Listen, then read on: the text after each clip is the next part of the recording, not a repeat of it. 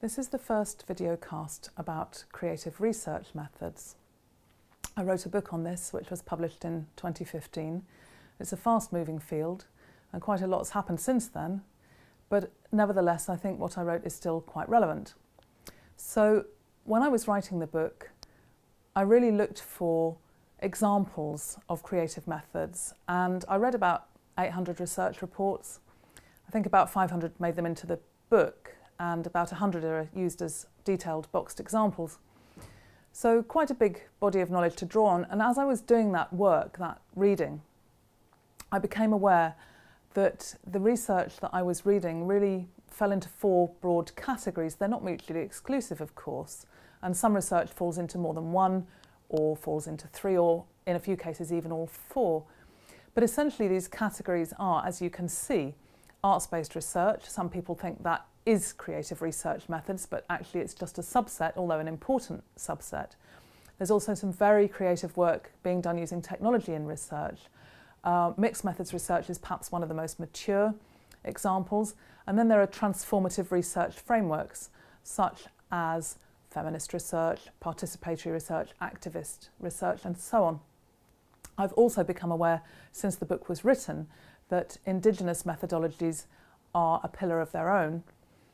So I'll bring those into this presentation as such.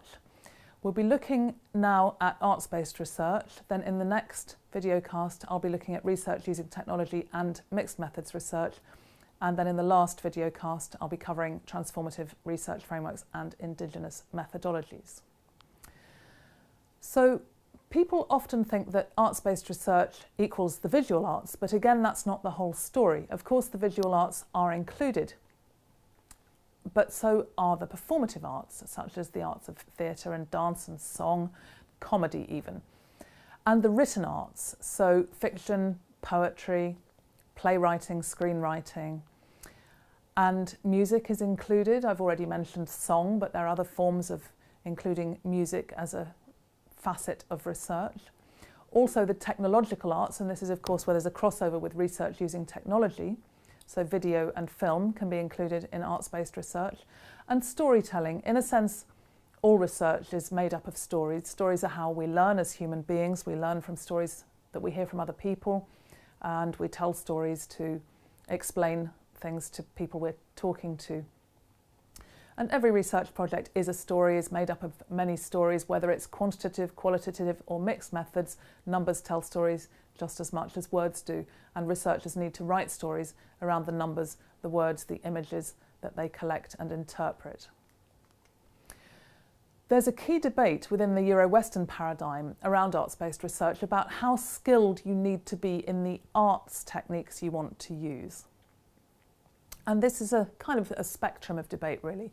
And at one end, there are researchers such as Professor Jane Pirto in the United States, who will not supervise doctoral students doing arts-based research unless they have been peer-reviewed to a similar level with the art that they want to work with as with the research that they want to work with. So peer review in the arts works differently from how it works in research. It's not just about writing and publishing in journals. It's about perhaps if you're a fine artist being exhibited in public, having an exhibition that people will attend or maybe even pay to attend. If you're a musician, it's about playing in a group, playing for other people, getting bookings, maybe producing CDs that people will pay money for, and so on. So these forms of peer review within the arts are about other artists recognising you as an artist of worth. And for Jane Pirto, that's hugely important. And I think that is a defensible position and an understandable position, but it's certainly not the only position. At the other end of the spectrum, we have Katrina Douglas in the UK. And her view is that the arts are egalitarian, should be accessible by everyone, and that you can have a go, that you don't need to have ever written a song before, but you might decide you want to write a song about some data that you're analysing. And that by doing that you will learn something, so it won't be wasted. If you've never written a song before, you're highly unlikely to write a very good song, but it'll still be a song. It might not be a song you ever want to share with anyone, but you will learn something from the process. You will see your data differently. It's absolutely fine, Katrina Douglas would argue, for you to do that if you choose. My own position is around the middle of this debate, so for me it depends on the context. If I'm using the draw and write technique with year one school pupils, I don't feel I need a massive level of artistic skill to administer that technique, to have children draw me a picture in response to a prompt and add a few words which they may write themselves if they're able, or ask an adult to write for them if they're not yet ready to do that themselves. And I don't think I need a massive level of skill to interpret those drawings, because I can use a form of content analysis. They're not going to be particularly sophisticated images, although I do recognise that if I had input from a fine artist, they might well see things differently from the way I would see them. Alternatively, if I was perhaps, as I have been in the past, working with young people who want to present findings using drama, I have minimal drama skills. I could do it, but I probably couldn't do it very well. So in that context, I would ask a drama worker, a young people's drama worker, to join the research team and to put in their expertise around producing drama. I would bring my expertise as a researcher, the young people would bring all their young people expertise, and together we could produce a good result. Arts-based research isn't just about data gathering. As I've hinted, it can be used at all stages of the research process. So when you're designing research, some people think visually, some people prefer to think visually, find it very useful to use visual methods such as spidergrams, where you write a problem or a word in the centre of a big piece of paper and then spin off with other thoughts in all directions, and mind maps which are similar with perhaps a little bit more flow to them, or timelines where you might draw out a long timeline on a big piece of paper and plot different points at which you want different things to happen to figure out whether your timing is realistic, whether it's manageable in the context of perhaps other commitments that you may have. Then when you're reviewing literature, you can take a broader view of literature if you include arts-based research. Some people like to look at novels if they're studying sociology, or if they're studying history of a certain period, to look at the creative literature from that period. Personal documents such as diaries, if you can get access to them, can be very revealing. And self-published literature is gaining prominence. There's literature such as zines, which are being collected by some universities now, such as Mount Royal in Canada or the University of Iowa. Both have collections of zines which I think you can view online. Graphic novels, all sorts of things that you can bring into literature review that are arts-based types of literature. Then, of course, when you're gathering data, you can enhance interviews by using photography, so photo interviewing, photo elicitation, photo voice. There are a number of names for it, but this is perhaps one of the more common ways of doing arts-based data gathering. Poetic inquiry is also gathering momentum. People are asking research participants to write poems for them, keep journals, do maps, draw pictures, and so on and so forth. Then when you're doing analysis, you can use arts-based techniques for this as well. So again, poetic inquiry, you might write a poem about your data, you might create a poem from your data. You might create an I poem. This is something that was devised by Susie Weller and Rosalind Edwards from the University of Southampton, where you take every statement from an interview transcript that begins with I or has I prominently within it, put them each on a line of their own, and they form a kind of poem that may tell you something really useful about that person's identity or how that person sees the subject under investigation. Analysing metaphors can be very interesting if you're looking at how people see the world and how they represent the world to themselves and to other people. And writing screenplays with snippets of dialogue from participants, or the kinds of dialogue participants might be using, and then you can check that back with participants to see if they feel you've represented them authentically. Of course, when you're writing, writing is a form of the arts.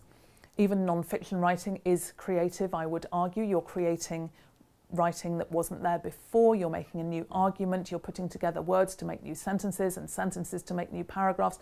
That is a creative act. But you can also bring in techniques from so-called creative writing, so techniques from fiction, techniques from poetry, techniques of description, techniques of storytelling, and of course you can add in snippets of video if you're working with multimedia or if you're going to be publishing online. Examples of arts-based data you may have collected, and photographs and so on, which will bring what you're saying perhaps more to life.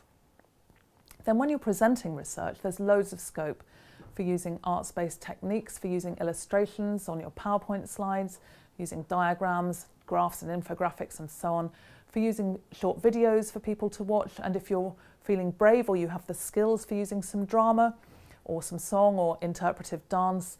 If you haven't come across this, you might like to look up Dance Your PhD on YouTube, where natural and social scientists do present their PhDs in dance. It's really quite entertaining and quite instructive.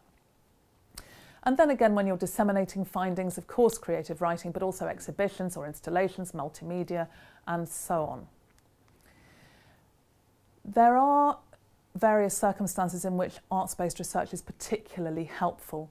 I've never yet met a child who didn't respond positively to the question, would you like to draw me a picture? And being presented with some paper and some pretty coloured crayons.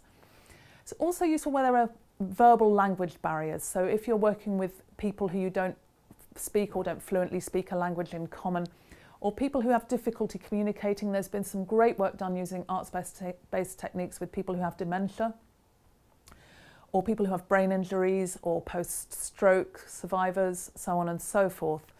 Also useful with mixed ability groups, where some may take more easily to the verbal or the textual than others.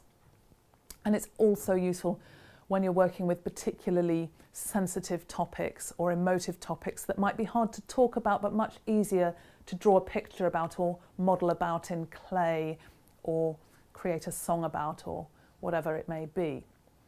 However, not everyone is comfortable with the arts. Some people are quite resistant, some people feel they're not good at it, some people feel it's well outside their comfort zone, feel very challenged by the idea. Some people will love the idea of doing arts-based work, but others will be reticent, perhaps really uncomfortable, and it's not okay to make research participants feel uncomfortable. So it's really worth having a second option in case you do come up against someone who's very reluctant and clearly feeling uncomfortable. Have another option for those people in case of need. So that's a quick introduction to arts-based research, and next I'll be looking at research using technology and mixed methods research.